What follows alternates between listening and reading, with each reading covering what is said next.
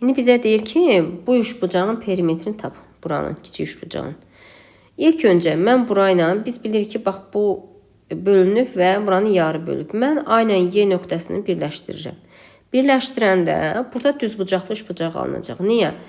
Ancaq düzbucaqlı üçbucaqda təpədən çəkilən median, bax bu median tərəfi yarı bölür və onun yarısına bərabərdir. Deməli bu düzbucaqlı üçbucaqdır.